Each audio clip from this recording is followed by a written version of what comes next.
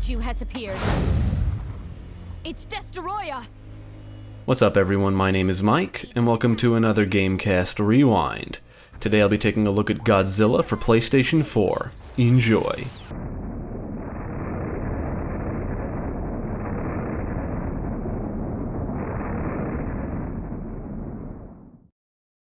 I feel like there should be more Godzilla games. The franchise seems popular enough to warrant games, and excluding the handheld spin-offs, the Godzilla fighting trilogy from Pipeworks Software are easily the most enjoyable ones I've played. Well, at least two of them.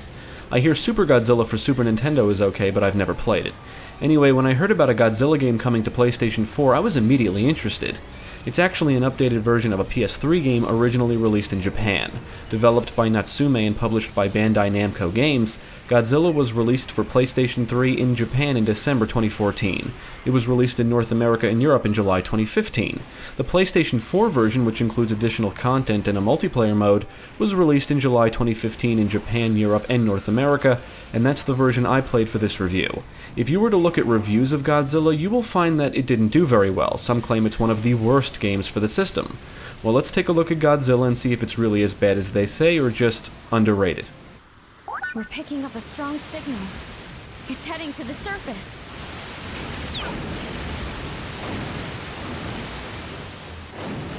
Is this Godzilla?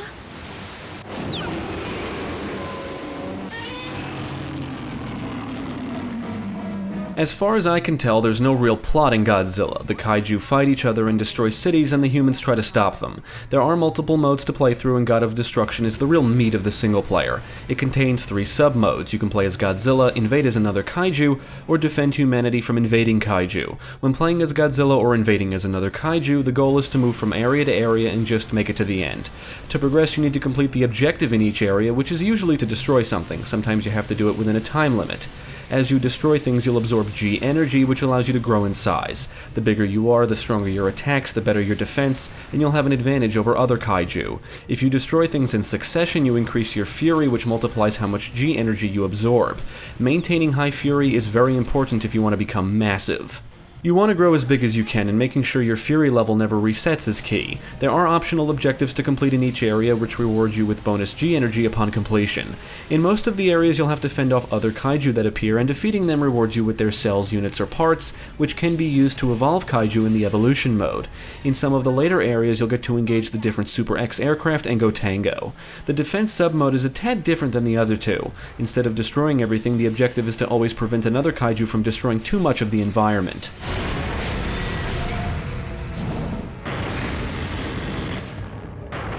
There are multiple routes you can take in God of Destruction, and after completing an area, you can sometimes decide which area you want to travel to next, and they all lead to the same place. Humans will interact with each other as you progress and comment on what's going on, and your route determines which leader is currently running the show. The different leaders determine how fast the disaster level rises. The disaster level determines how aggressive the humans are. The higher the level, the stronger the G-force attacks, and the greater the fury multiplier. Stationary guns, tanks, helicopters, and jets will all be gunning for the kaiju, so your opponent is not the only thing you need to worry about.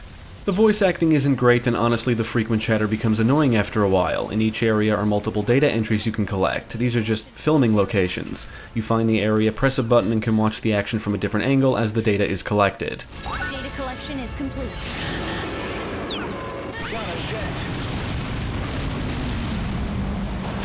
Once you understand the mechanics, you'll find that God of Destruction isn't very difficult unless you try to rush through it.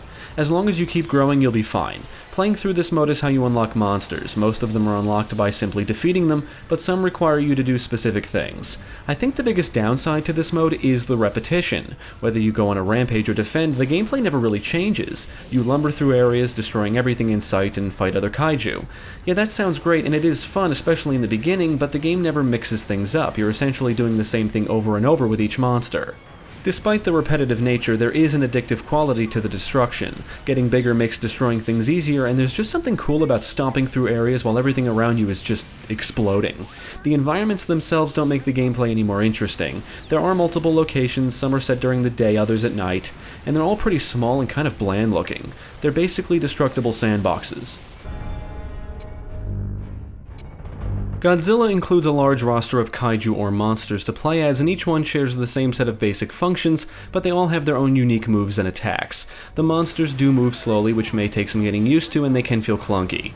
Each monster can move and rotate, they can perform normal attacks, strong attacks, and chain attacks together to perform combos. They can grab things and fire a beam/breath attack, which does drain their temperature or breath gauge. The gauge does refill over time, and when it's full, you can perform an invincible dodge move that can inflict a good amount of damage to an opponent and get you out of tight spots. The monsters can roar, which kind of acts like a block of sorts. Roaring can prevent attacks from knocking you down, and it can also power up some moves. Knowing when to roar can be the key to winning tough battles. Unfortunately, the combat feels very limited due to the lack of moves. Each kaiju only has about a handful, so the combat lacks depth. In God of Destruction, you can just mash the attack buttons and win. Now, calling Evolution a mode is deceiving. It's really just an upgrade menu. It's where you can use the parts acquired from defeated kaiju to upgrade them. You can upgrade Godzilla with new moves, more breath gauges, and decreased gauge recovery time, which is all cool. However, the upgrades for every other kaiju other than Godzilla are only related to the breath gauge. It's very disappointing. I guess you could label Godzilla as a fighting game. I don't know. If it is, it's a very simple one, at least when playing the single-player modes. The only time I was really challenged was when my kaiju wasn't big enough in the God of Destruction mode. You cannot grab kaiju that are bigger than you, and the bigger ones can easily land attacks in succession and knock you down frequently. One of my biggest annoyances is playing as a flying kaiju like Adult Batra and trying to attack a small one like Mothra in her larva form. It's not always easy to land attacks, and the fights can become tedious. For the most part, Godzilla is an easy game and perfect for those looking for a casual Godzilla experience. In addition to the God of Destruction mode are two other gameplay modes, King of Kaiju and Versus, which is just online multiplayer. King of Kaiju is a mode where you're ranked based on how long it takes you to defeat 6 monsters.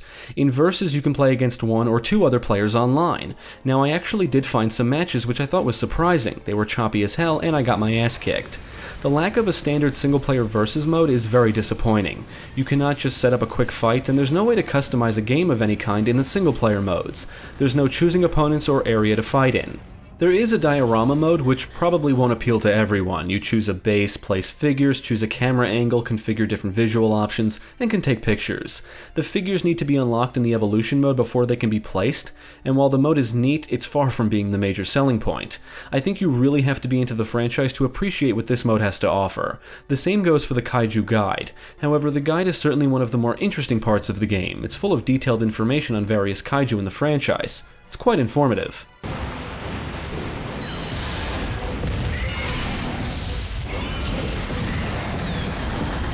Godzilla isn't the greatest looking game on PS4, but it is a decent reflection of the source material. The colors are washed out and the environments look bland, but the monsters look great and the visual effects complement the action nicely. Explosions result in a ton of sparks flying through the air. Smoke fills the air as you turn buildings into rubble. The environments feel more like sandboxes than they do urban environments. There are some vehicles littered around that can be destroyed, but there's no traffic or people running and screaming for their lives, resulting in what feels like desolate and lifeless areas. I just assume all of these areas were evacuated. The soundtrack is full of classic Godzilla tunes and the sound effects are excellent. The roars are loud, impacts are booming, and you'll hear screams of agony as you destroy tanks and aircraft. I did notice the frame rate dip when there was a ton of explosion, smoke, and action on screen, but I didn't notice any major bugs or issues. Throughout this review, I've pointed out several issues with the game, so you might be thinking that I didn't enjoy it. Well, that would be incorrect. Despite the game's problems, I had a blast with this, but I do think it could have been a lot better, and the enjoyment didn't start right away. I got this when it released, and when I first played it, I think I stopped after about an hour. But I came back to it later, got hooked, and completed the God of Destruction mode to 100%. Yes, the game could use more content, and the existing elements could use some improvements and refinements, but there's just something about the gameplay that makes it so much fun. It's clearly a game designed to appeal to fans of the franchise, it's campy as hell, and it's great if you just want to see giant monsters fight each other amid a ton of destruction and explosions. It's repetitive, it's not really a looker, and the gameplay could use some more depth, but there is a good amount of replay value, there's plenty of classic kaiju to play as, and if you're a fan of the franchise, there's a lot to enjoy and appreciate. Godzilla has gone down. I think Godzilla is a perfect example of a game that appeals to a niche market. It doesn't feel like a game that was designed to attract everyone, or maybe that was unintentional. I feel like it's targeting a specific audience. It's a slow-paced game centered on giant monsters destroying each other and the environments, and those familiar with the Toho universe can get a lot more out of this than those not too familiar. I could see casual Godzilla fans giving up due to the game's slow pace and lack of depth, and I can understand how someone could get bored after about a half an hour of playing. However, if it gets its hooks into you, you will see how charming of a game it actually is. There's no denying that there are certainly better Godzilla games out there, but there's none that I've played that capture the spirit of the films quite like this. It's an interesting experience. It's just a shame they couldn't do more with the concept because as it stands, it could have been a lot better and more than just a basic reflection of the franchise. I would recommend it to those seriously interested, but if you're not, you may want to skip it unless you can find it for a decent price. Our buddy the Gamer Guy made us aware that some sites have it listed for hundreds of dollars, which came as a shock to me. I'm assuming it's rare or somewhat rare now, I don't know. Ultimately, Godzilla is an interesting game with several issues. It can be fun or boring depending on what you're looking for. It's not going to be for everyone. We froze 60 years worth of bad karma back into the ocean. Out of sight, out of mind, as they say. Thanks for tuning in. I hope this video proved helpful. Stick with GameCast for more quality content, including the latest gaming news, podcasts, let's plays, and even more reviews. Be sure to check out my channel, Gaming Pastime, for new game reviews released every week. My name is Mike, and I thank you for watching. Ah yes, rebuilding a peaceful society without the help of G-Energy. I'm already starting to miss the time when Godzilla was the only problem I had to worry about.